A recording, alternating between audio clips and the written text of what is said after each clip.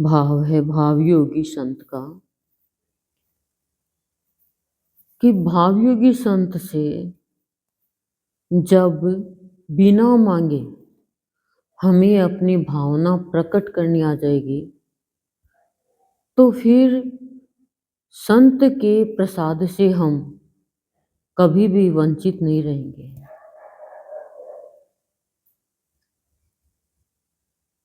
दूसरा, भावयोगी संत कह रहे हैं कि भाव में जब बहना प्राणी सीख जाएगा, भीगना सीख जाएगा, भाव के लिए भागना सीख जाएगा, तो मैं उस प्राणी की वृत्तियों को अंतर्मुखी करके और उससे यह चाह रखूंगा कि ये भी मेरे भाव को प्राप्त करके प्रकट करना सीखे एक दूसरे के सामने। और भावयोगी संत हमारे गुरुदेव हमारी पांचों शिक्षिकाओं को अपने अध्ययन कार्य से शिक्षित बनाते हैं और शिक्षित बना करके क्या चाहते हैं कि जब शिक्षित बन जाए तो ये सब शुद्ध व्यवहार करना सीखे। तब देख पाएंगे हम कि हमारे सद्गुरुदेव, हमारे भावयोगी संत, हमारे इष्ट हमारी हर इच्छा की पूर्ति करते हैं। ऐसा नहीं है कि खराब इच्छा की पूर्ति करेंगे क्या, लेकिन खराब इच्छा होगी ही नहीं जब पांचों शिक्षिकाएं सद्गुरुदेव के अध्ययन कार्य से शिक्षित हो जाएगी। तो आसुरी वृत्ति तो रही नहीं तो खराब इच्छा रहेगी कैसे? खराब इच्छा है वो संत के दूर दूर ही रहेगा संत से। और इच्छा की पूर्ति करते हैं तो क्या होता है? भाव में उत्साह आता है, भाव का उत्साह देते रहते हैं। अब हमारी कोई संसारिक इच्छा होती है तो हमारे अंदर कितना उत्साह रहता है, कितना उत्साह रहता है। बाहर से तो बड़े साफ सुथरे हो लेकिन भीतर से साफ सुथरे बनो ना।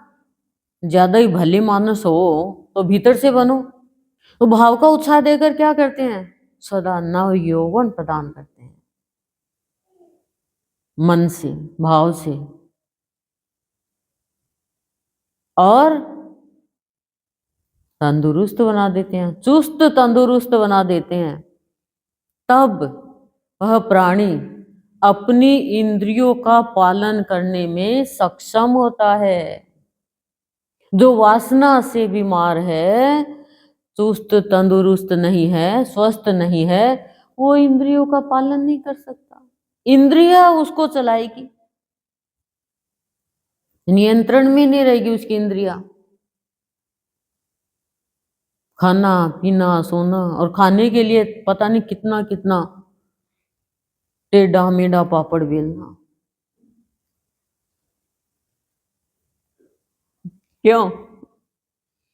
देखो, भावयोगी संत साफ वार्ता करना और कराना पसंद करते हैं।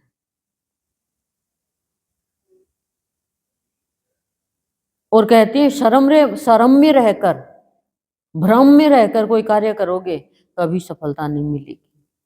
बस मेरे बच्चों, तुम्हें तो कार्य की क्रिया में आनंद मग्न रह करके जीवन यापन करना है और संत की पूजा अर्चना करते रहना है। फिर क्या होगा? जैसे ही संत की पूजा अर्चना करते रहेंगे तो फिर संत को पकड़े भी रखना है। ये नहीं है पकड़ा छोड़ा, चलो यहाँ पकड़ लिया, फिर बाहर तो किसी और को ही पकड़ लिया। फिर वो स्थिर रहता है अच्छे कार्य में, अच्छी बातों में, उसको कोई भटका नहीं सकता। संत का यदि है बच्चा वास्तव में ये चीजें मैं बता रही हूँ ग्रहण कर ली तो जीवन में तो खुशियां जब भी आएगी ना, जब जो बताया जाता है उनका पालन करो। पालन नहीं करना, बस लालन करना हमें तो। बाबा का लाल संत बन गए हमारे गुरुदेव, तो हम भी तुम्हारे गुरुदेव का लाल बने। लेकिन लाल बनने के लिए, लाल क्या, जो कीमती वो होता है नगीना लाल, वो लाल नहीं, भक्ति में लाल। लाली देखन मैं गई, मैं भी हो गई लाल, है कि देखने गए थे भगवान की भक्ति की लालिमा, और हम भी उसी के रंग में रंग गए। देखो भाई, चांद घटता है बढ़ता है, लेकिन सूरज तो न घटता न बढ़ता, एक ही स्थिति में रहता है। और हमारी स्थिति तो इधर उधर इधर उधर इधर उधर, कोई डमरू बजा के बजा रहा है, इधर का इधर इधर का इधर। ये क्या बात हुई है? किसी के साथ छल की बात कर ली, किसी के साथ कपट की कर ली, किसी के साथ असत्य की कर ली, किसी के साथ मान बढ़ाई की कर ली। भैया वाणी में कुछ और मन में कुछ। ऐसा इंसान आपको भी डुबाएगा, खुद भी डूबेगा। साफ वार्ता करना और कराना हमारे गुरुदेव पसंद करते हैं, और हम भी यही पसंद करते हैं। तुम्हें गलत काम करते हुए शर्म नहीं आएगी? उसमें तो आप सफल भी हो जाओगे। इधर भागे उधर दौड़े उधर दौड़े, लेकिन भक्ति के लिए दौड़ना शर्म आती है। और जो करे शर्म, आगे की लाइन आप जोड़ लो। भगवान की गोद में बैठ के मैं क्यों बोलूं? शर्म करने वाला कभी भगवान में रम नहीं सकता, कोई भी कार्य में सफलता प्राप्त कर नहीं सकता। भक्ति में शर्म की जगह शर्म करो, नरम की जगह नरम हो जाओ, गरम की जगह गरम हो जाओ। लेकिन ठंडे की जगह गरम हो जाते हैं, कठोर की जगह नरम हो जाते हैं, नरम की जगह कठोर हो जाते हैं। तो पालन नहीं हो रहा, शिक्षित नहीं है हमारी ये 500 शिक्षिकाएं। अध्ययन कार्य से शिक्षित बनाते हैं सदगुरुदेव।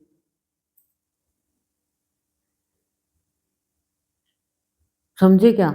और संत से जबरदस्ती उपकार कराते रहना है संत से अपने ऊपर, और संत को उपकार करना भी पड़ेगा। अब कोई भी है ऐसा हमारा कार्य करे और करे, तो हमें उपकार करना नहीं पड़ता क्या उसे? वो कोई मांगदारे बेचारी है? नहीं, वो उपकार करते नहीं क्या? ये तो चलो बेचारी समझ के उपकार करना, ये कोई उपकार नहीं है। बेचारी कह दिया तुमने तो उपकार कैसा? उपकार करना मतलब सामने का भला करना, सामने वाले का। तो लोगों से आप उपकार चाहते हो, संत से उपकार चाहो, और चाहते ही रहना है, चाहते ही रहना है उपकार। संत का भाव है ना, पीते रहो, और भाव का अंश ही पीते रहो। चलो भाव तो कहाँ, अंश तो पीते रहो भाव का। और हर संभव ये प्रयास करो कि जो मैंने पिया है मुझे अंतिम श्वास तक पिलाते रहना है। खाली मेरे को पी के ही नहीं रहना, खाली बांट के खाना, स्वर्ग में जाना। लेकिन भाव बांटना, भाव योगी से मिलना, स्वर्ग से भी ऊपर। संकीर्णता आपको कोई भी दे देगा, आपको पता होना चाहिए संकीर्ण व्यक्ति है या इंसान है, तो फिर संपर्क ही कट करो ऐसे से। फिर जीवन में आप लोग क्या पाओगे? शांति पाओगे, दुखी हो जाओगे, चिंतित हो जाओगे, क्या मिलेगा बताओ आप? संत का भाव कभी भी अजीर्ण पैदा नहीं करता है, अजीर्ण का भय नहीं रहता है। संत का भाव तो तंदुरुस्त बना देता है, स्वस्थ बना देता है हमें। समझे क्या? लेकिन पीने वाला तो चाहिए और। लेकिन हम तो लिस्ट बनाते हैं, ये चीज ले आना, और ये ले आना, और ये ले आना, और ये ले आना, और औरों की ओर देखते रहते हैं। तो संत की ओर तो कब देखे? अपनी ओर कब देखा? कब देखते हैं?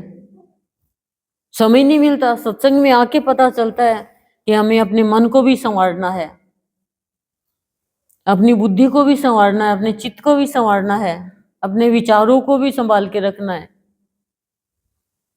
और संवार के रखना है। समझे क्या? जैसे पौधे को जल मिलते ही वो फलता फूलता है, वैसे ही संत के भावों का जल ग्रहण करेंगे तो हमें भी भक्ति में फलना फूलना आ जाएगा। बस हमें एक ही कोशिश करनी है कि संत की सृष्टि से हमारी सृष्टि का मिलान करते रहना है। सृष्टि मतलब अंदर की, कि संत की सृष्टि तो है बहुत सुंदर और हमारी तो कभी कैसी कभी कैसी कभी कैसी बन जाती है। कभी मन की सृष्टि बिगड़ गई, कभी बुद्धि की बिगड़ गई, कभी चित्त की बिगड़ गई, तो हम कभी दुखी हो गए, कभी चिंतित हो गए। क्या किया बताओ आप?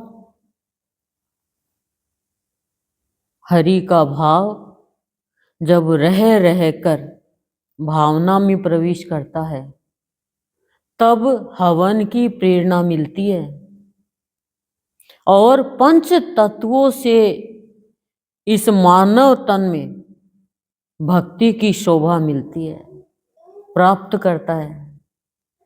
ये तो बड़ा दीन बंधु, दीन दयाल, दया का सागर है।